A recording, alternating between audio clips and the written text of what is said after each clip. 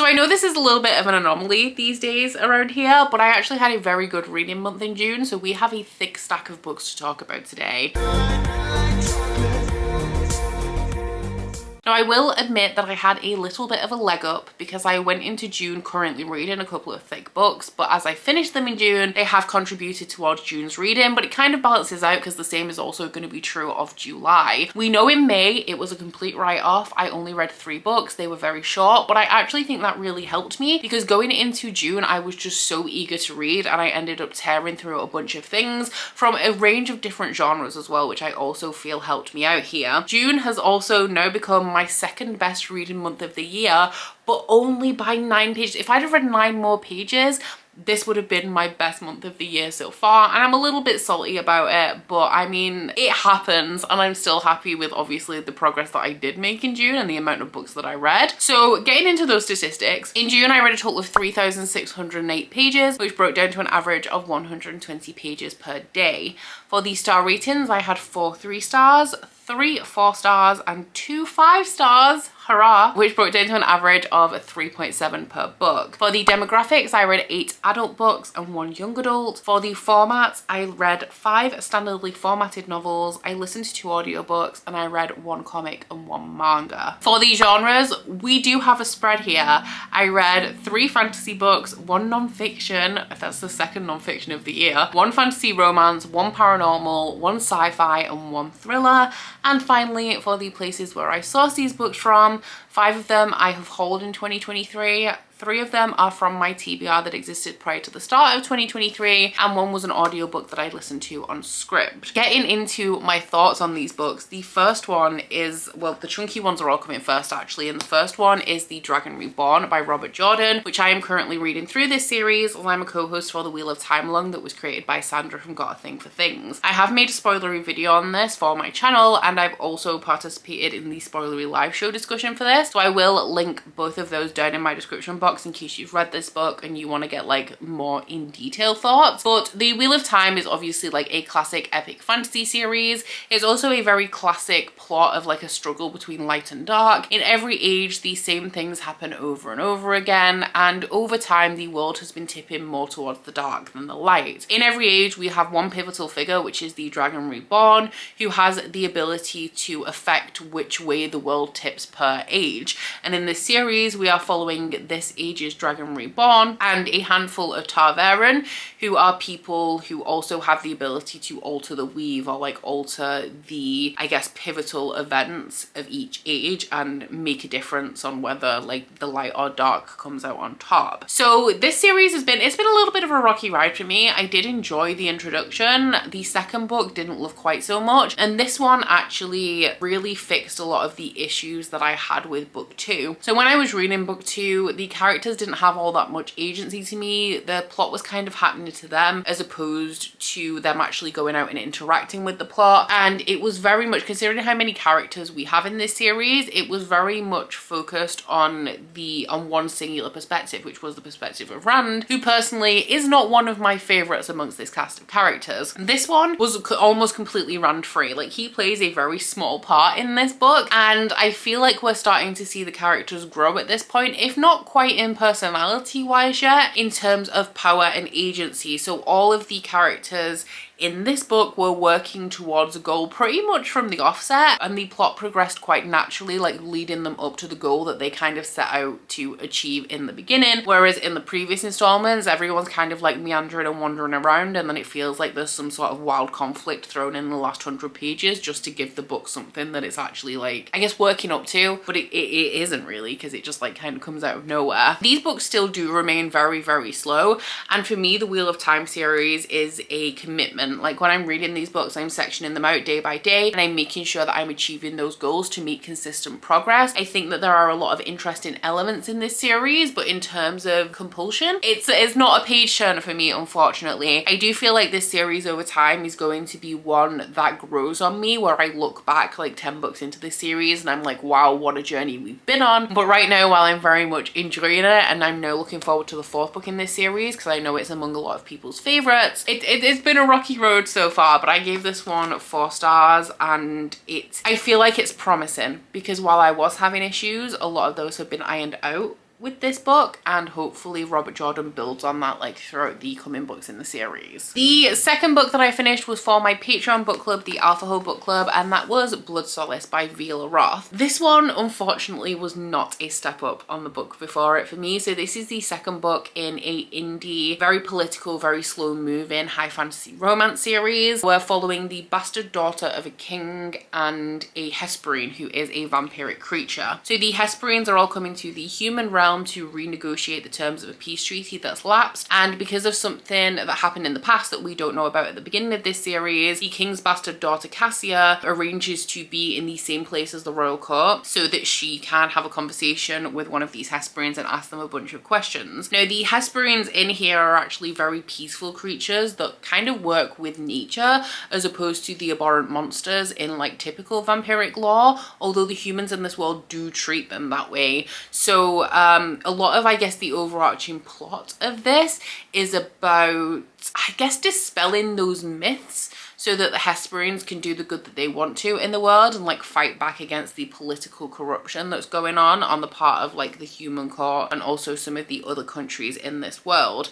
Now the first book has a very, very slow start to it. It's very confusing, it's very info dumpy, and it also has a very formal writing style like throughout all of the books in this series, which means that it takes a little while to get into. But what I was hoping for from this book is that I would have a little bit of an easier time of it because I'd already been through all of like the slowness at the beginning of book one. However, I can confirm that this one was just as slow as the first book was, and unlike the first book, this didn't really build up to anything, which was very disappointing to me because my favorite part of book one was like the last 100 pages, which were absolutely 5-star material. The pace picked up, I was on the edge of my seat, and having to struggle through the slowness of this one and then not really getting any of that was very disappointing to me. The romance in here is a very non-problematic one. Like all of the issues in the romance of this series come from the outside world as opposed to like any kind of miscommunication or issues within the actual relationship itself, which is absolutely fine. But I feel like with the lack of conflict in this book and we're only dealing with this romance where nothing is really happening, it's all very chill and just a series of conversations. It's a very like wordy and conversation heavy series as well. I was just hoping, I just wanted a little something to pick up the pace of this book, and nothing really came. Now because of how much detail is in here and how much world building we have, I did end up giving this one 3 stars because I feel like there is a solid storyline in here, and I'm hoping now that we've had one solidly slow book that the series as a whole is maybe going to not necessarily move faster, because I do believe that the series continues to be slow, but that we have a pickup of plot, with my eventual hope I guess being that we stop getting so much info dumping when you've like already learned everything about this world. So yeah, this wasn't the best installment for me. I really was hoping it would build upon book one, and in my opinion it just didn't, but I'm still hopeful about book 3. Book number 3 was a 5-star read for me because I finally continued the Red Rising series with Iron Gold by Pierce Brown, and actually one of the books that I'm currently reading is Dark Age, which I'm 200 pages into, and I'm loving this one as well, although I am terrified. I am scared of this book. So if you guys are unfamiliar, Iron Gold is the 4th book in the Red Rising series, which is a sci-fi series that has like an overarching dystopian plot, but it also reads like a martial fantasy.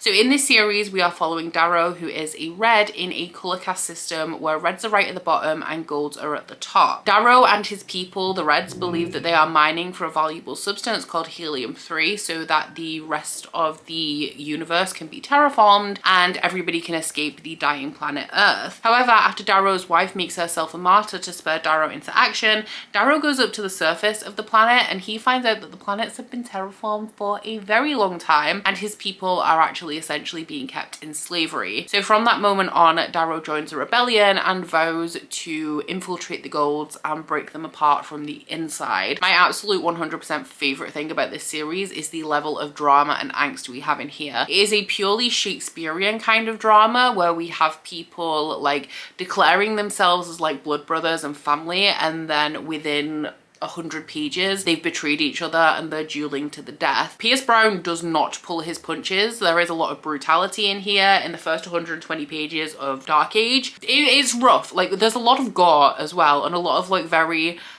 dramatic character endings. There's a lot of space battles going on. Everything is very just like high stakes and also very, I guess, cinematic. It is quite movie-like. There are a whole ton of elements in here as well. Like I said, we have this like overarching dystopian plotline, which is Darrow trying to break down this caste system to have like more equality for the rest of the colors, like his people especially. But it does at its core read like a martial fantasy because we have a lot of battle strategy in here, a lot of interplanetary war. At this point in the series, we're now multi-perspective starting off with book 4, so we have people from different colors. We're not just following Darrow anymore. There's people from different colors. We follow a thief in here. We follow a red who was promised better living conditions after the end of the first 3 books, but maybe things aren't going the way that they were planned. And we also follow a gold character who I can't tell you who that is because it's a spoiler, but they're resurfacing, shall we say. The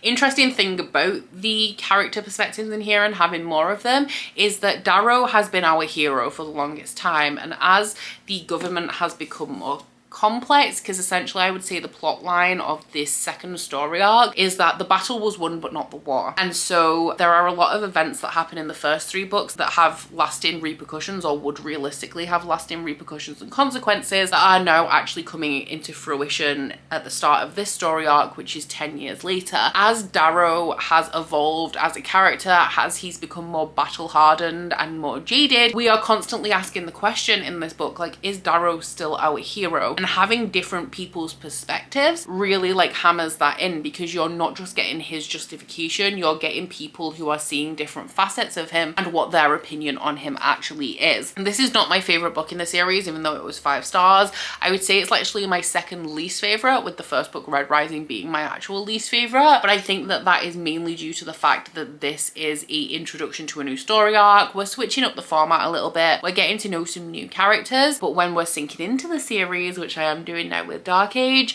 I see terrible things in the future because I see a lot of pain coming my way, but I see a lot of good things in the future as well. I think we're gonna get a lot of 5-star reads throughout the second half of this series. I then had another 5-star read, which will come as no surprise to a lot of people because I know this was like a lot of people's favorite book of 2022, but that one is Tomorrow and Tomorrow and Tomorrow by Gabrielle Zevin, which is a very different vibe to Red Rising and like Iron Gold. So this one is like a general fiction or literary fiction novel about 2 people who met when they were children and bonded over their love of video games in the, I think it was the late 80s. And then in the mid to late 90s, they reconnect at university or college because it's American, and end up going into the video game industry together and creating games back in the day when you could create like a video game on just like one desktop PC. This doesn't have, I would say, a plot as such. It is more about the themes that are present in here. Work is a very big one. We also have friendship and found family. There are a lot of content warnings in this book, so I would definitely advise that you look up a full list if you feel like you may need them. But just to touch upon like a handful, there is like suicide, depression, there is gun violence, there is a lot of medical scenes in here, and it doesn't necessarily shy away from detail. So like that particularly bothers me because I have medical anxiety, also cancer,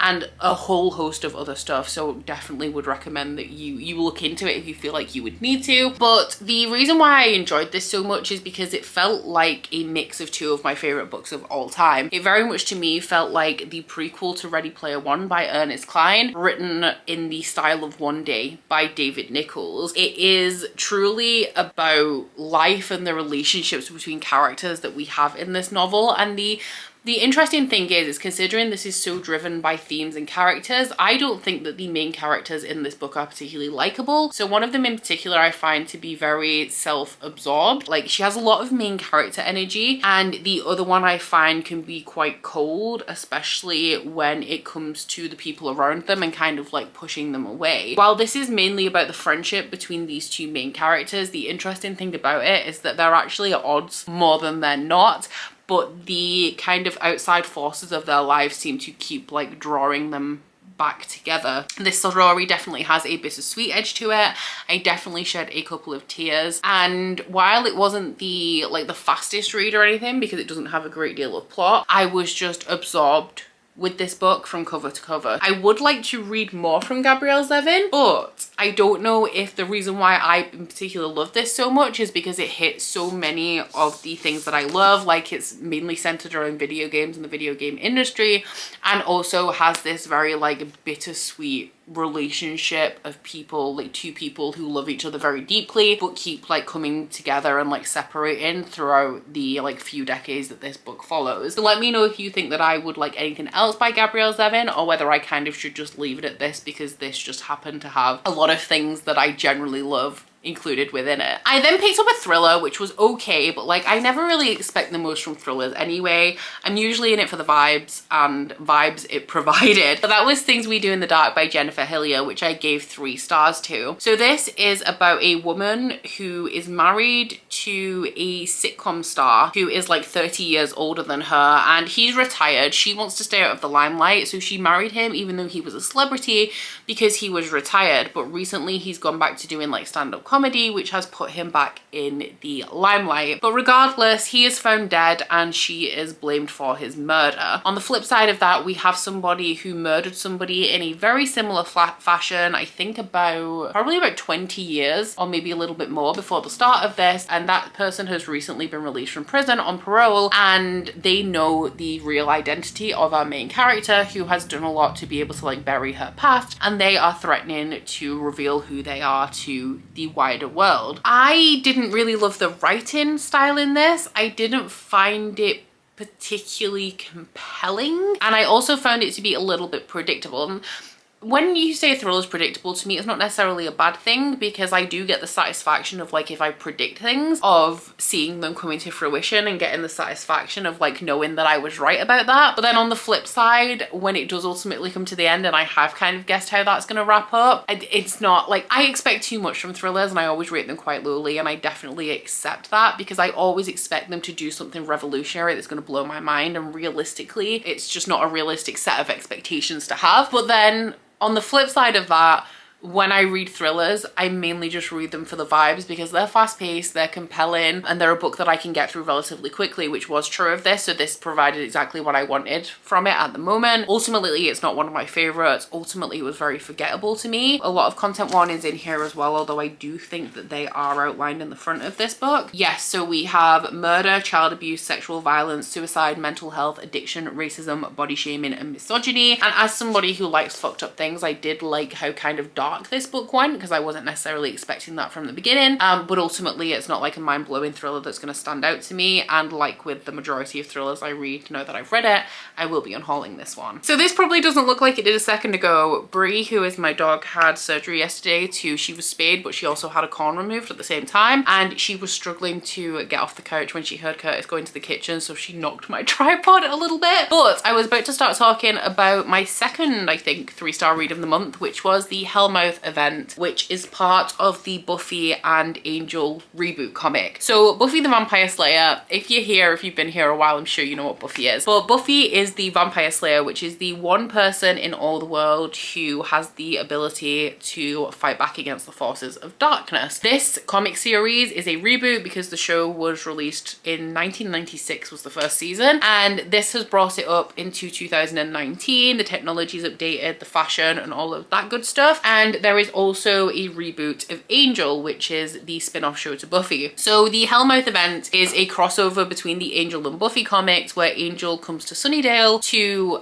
fight the latest apocalypse, because a lot of them happen in Sunnydale and Buffy has to stop them all. Something that I haven't been enjoying about this series is the art, but I did really like the art in this installment, which was refreshing after having like art that I really didn't like in the last few volumes of Buffy. But because this was like an event volume where the characters were kind of coming together to fight back the hordes of evil, it was very action based, and that's just not the most interesting element of, I would say, any story to me. So because of that, I wasn't as invested in the storyline of this as I typically have been with the Buffy ones. I will say though that Jordie Bellaire does continue to do a really good job of giving life to the Buffy characters. Like, I can read this comic in the voices of the actors that originally played them in the TV show, and I really like that they've kept their likenesses, brought them into 2019, and Jordie Bellaire has managed to write this comic in a way that still feels very true to the characters. So very happy about the art change, still like the writing. It was just a little bit too action based for me, and so it's definitely not my favorite. I then read the one book that I do not physically own. It was an audiobook that I listened to, and that was I'm Glad My Mom Died by Jennette McCurdy.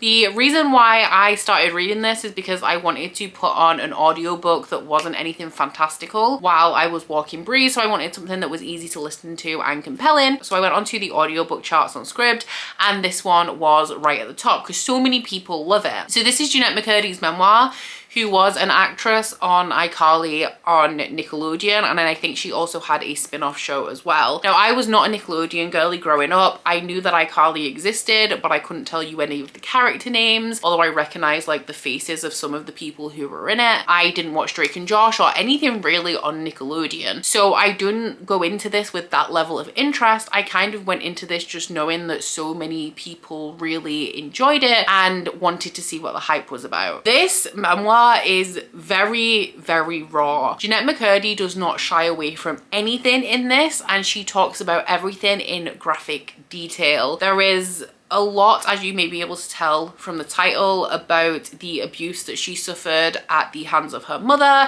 how she never wanted to be in the limelight, she never wanted to act, and her mother kind of pushed her into that. There is a lot about the creators and like the executive producers, etc. on Nickelodeon, and the toxic and abusive environment that it was like working on those shows at Nickelodeon at that time. And there is a lot in here about eating disorders. I don't have an eating disorder, but I would say that if you do have, or you have ever had an eating disorder, then tread very, very carefully in this book, because it is a thread that goes from beginning to end through this book, and there is a lot of very graphic description. I gave this book 4 stars overall. As somebody who doesn't know who Jennette McCurdy is outside of this book and its release, I just had like a really morbid fascination going into this, and I do feel like it was a little bit much in part just with how open and raw Jennette McCurdy was with this. So that's kind of why I gave it a 4 star. I really appreciate the way that Jennette McCurdy did expose all of those people who worked on those shows, because they are still people realistically who have the power to hurt others in similar environments. So I'm really glad that she exposed them for what they were. It's sad because like I did have a morbid fascination when I was listening to this, and it's sad that somebody's life becomes something that's so fascinating that people just want to listen for all of like to hear somebody's pain essentially. But it is definitely an interesting read, especially from the perspective of somebody who's actually lived in a toxic parental environment for at least part of my life as well. Definitely worth the listen. The audiobook is narrated by Jennette McCurdy as well, so I would recommend going that route. I never would have read this if I'd have had to read it physically. The next book that I read was a 4 star, and despite it not being a 5, one of my favorites of the month, which was The Battle Drum by Sarah El-Arifi. So this one was the sequel to The Final Strife that I read last year and also gave 4 stars to and really enjoyed. And the thing that I love the most about this is that there are so many books where I read book 1 and give it 4 stars, and then I'm really excited for book 2 because I'm like, okay, we can only build on this, and then book 2 turns out to be a colossal disappointment. So what I really liked about this is that I feel like this book was the first time in forever that I'd read a sequel that actually lived up to my expectations, built upon the foundation of book 1, and delivered like a very strong second book. This series, it has a lot of elements in it, and it gets very expansive within the second book, but this is a civilization where people are segregated by the color of their blood. The people who rule this kingdom are the red bloods, the people who do most of the menial labor are the blue bloods, and then all of the servants have translucent blood. So about 20 years prior to the start of this story, there was a rebellion where a lot of blue-blooded people swapped their own children, their own infant children, with red bloods.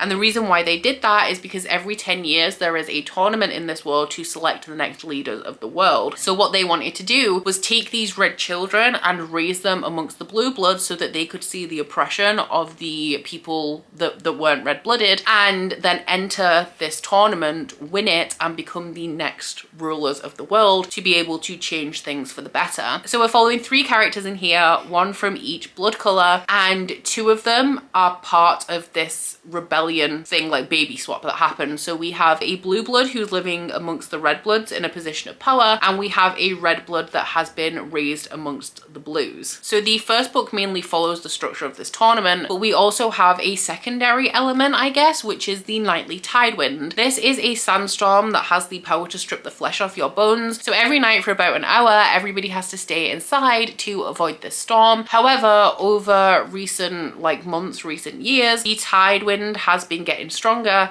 and has been lasting longer, and so the people who are in power are trying to find a way to stop it before it becomes this thing where you have to stay inside all of the time because you literally cannot go outside. The first book mainly followed the structure of this tournament, and it did a very good job in having that as the structure of the plot, but also introducing other points of intrigue and other elements alongside, which led you to a point where you were very intrigued about what was going to happen in book 2. And then book 2 for me did a very good job of building upon that. Are you okay, babe? And expanding the world a whole ton. My one kind of criticism of this one in particular is that because we have so many perspectives and so many elements of the plot, I feel like things could have been potentially a little bit more emotionally impactful if the book was a little bit longer, because this is actually shorter than book 1, and we have new perspectives that weren't in book 1, and a lot of different things happening in here, plus all of these new areas in the world being unlocked. The only reason why this isn't a 5-star for me is because I don't necessarily feel an emotional connection to the characters, which is kind of integral to me. If I give a book 5 stars, it's normally because it's impacted me emotionally somehow, which this is just not really doing right now. But the world building is so complex and intricate, the plot has so much going on,